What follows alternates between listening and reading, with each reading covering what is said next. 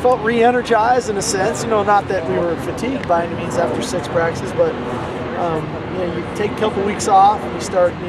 The first few days off, you wish you were still out here, and then you kind of get used to being off, and then the last couple days you can't wait to get back on the field. So felt great. I thought the energy was really good, but by the players and the coaches. So it looked like, again, just kind of the first practice was at the beginning of spring, really pushing tempo and really kind of making that an emphasis. That was a big emphasis again today. We saw some things from the first 6 practices that we felt like with the tempo, one of the keys is you have to continue to push it so that we can minimize the errors, in a sense that if we keep pushing it, then we can critique the errors even more. That the natural thing for the players to try to slow everything down and try to be right, we got to keep pushing the tempo, and with the tempo, now we can really critique the errors and minimize those errors on both sides of the ball. So there's a point of emphasis coming back this week, especially to get back to almost day 1 install and really stressing the tempo and the speed of practice. Any initial thoughts of how they responded to maybe the added stress and continuing to push tempo and get after it? Well, it's taxing. It's taxing physically, but it's also taxing mentally. That you can get fatigued and you can make some mental mistakes. You can get caught up in personal battles at times, and when you do that, that's when you get beat, whether you're on offense or defense. But I really thought, all in all, I was proud of the guys. They came ready to practice today. They had kept themselves in relatively good shape over the break. We're going to be a little sore after this one, just when you come out and do this much running. But I really thought that, like I said, the energy was good, their attitude was good. I thought that they competed at a high level today. We weren't perfect. There's plenty of stuff for us to clean up on both sides, but I like their willingness to come out and battle today. How different is it? This is the first year that you guys have split up spring practice like that. I've enjoyed it. Like I said, I think that one of the 2 things about spring ball that have always kind of bothered me, the traditional way when you just go 4 or 5 consecutive weeks, is one, you get a guy who breaks a finger, you get a guy who rolls an ankle, and he's out basically the rest of spring because it takes 2 weeks to get back. We had some guys early in spring get nicked up, and they were back out practicing today. So that was a real benefit for us. The other thing that spring, when you start going 4 and 5 weeks in a row, it can get a little bit monotonous. I don't care how many little tricks and things we try to give these guys to motivate them. At the end of the day, it can get monotonous just going against the same guys over and over and over again. So by breaking it up, doing 2 weeks and then coming back for these next 3, I thought the energy was good. The competitive spirit was really good in practice for the 3rd week of spring ball, and that's what I was hoping could happen. It looked like there was a couple guys maybe on defense that have come back out that were maybe limited early, like a Brandon Beaver, some of those guys. Are you allowing them to maybe get a little bit more active? Yeah, we got more out of Brandon Beaver today. He got out of his yellow jersey and was ready to go. We got much more out of Eric Kohler today. He was in full team drills and all that. We got to get his conditioning right now, but this is a lot just to jump into when you have him in condition that way. So, again, the benefit of pushing this thing out and spreading it out and getting some of those guys back on the field. So that part was good.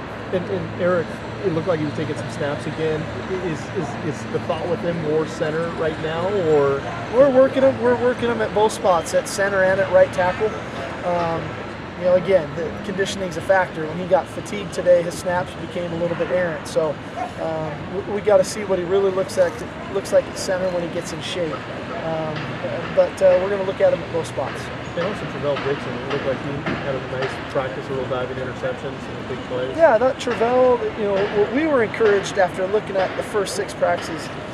With Travell was, you got to remember last season, he came in a little bit late. He had to redshirt because of being a transfer, and so he really was on scout team all year. And he didn't get the initial installation of our defense and wasn't playing in our defense as much every day. So for him to come back and then be in spring practice for 6 days, I thought he got better and better and better of understanding our defense, playing our defense, and it showed today. He was in the right spots at the right time and was able to make a few plays for us, which was big. And how nice was it to get Cameron out here kicking and getting the Oh, it's great. Cameron's a great kid. He's got a big leg. We threw him right into the fire to see how he looks, and took him a couple, but then he found his rhythm, and really excited about his future here. You know, obviously he's just getting started, but he's a great kid with a lot of talent. Was Steve one of those camp guys that had hidden under the surface there? Very helpful, you know, very helpful. You get to know the kid. So many times with kickers, you want to see him in person. You know, you don't know on film. You look at the film if they're kicking the ball that's inflated too much, or what the wind conditions are and things of that nature. When you get them in person, it makes it a lot more tangible when you're making a decision if you want him to join your team. And then when you get around Cameron, he's a great kid. He's a terrific family, so we're excited to have him. Do you have any feel of his temperament?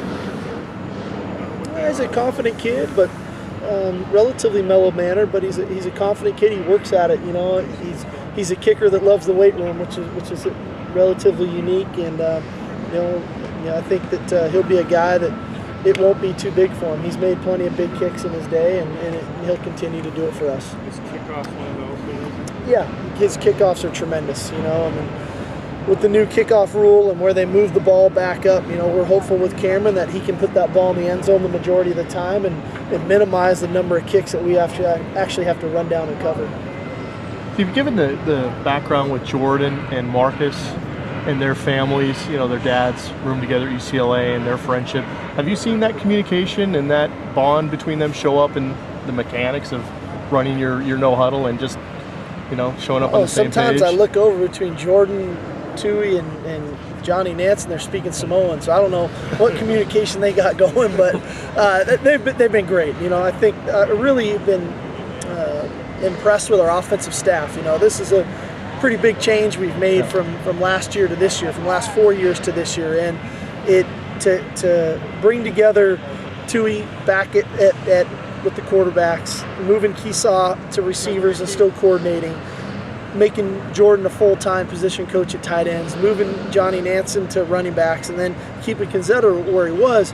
There was quite a bit of change on our offensive side of the ball, and for the operation to be where it's at today, I've been impressed with those guys. They've done a great job of not only with themselves and teaching it and learning it and all the things that needs to be there and doing it with confidence, but getting the players to produce and to make it happen on the field. And so I've been impressed with those guys. They've done a nice job. In your review of the first half, what did you see from the quarterbacks? I thought Keith, you know, we had 6 practices. I thought 5 of the 6 he was tremendous. The 5th practice maybe wasn't his best one, but the rest of them I thought he really played well. Again, that Saturday scrimmage, you know, partial scrimmage, I thought he was tremendous. He has got good command of this. I think the other, especially the other 3, when you talk about Seiler, Jeff, and Troy, they had moments where you really see the glimpses of what the future is going to be with those guys, and then you see some plays where you remind yourself that these guys are still young players and they're continuing to develop. And Derek getting maybe some ideas at special teams or some. Well, we're just looking at some work. things. You know, Derek was a punter in high school. He's a guy who's a good athlete. He's a strong kid. And again, we're always just trying to find roles for guys.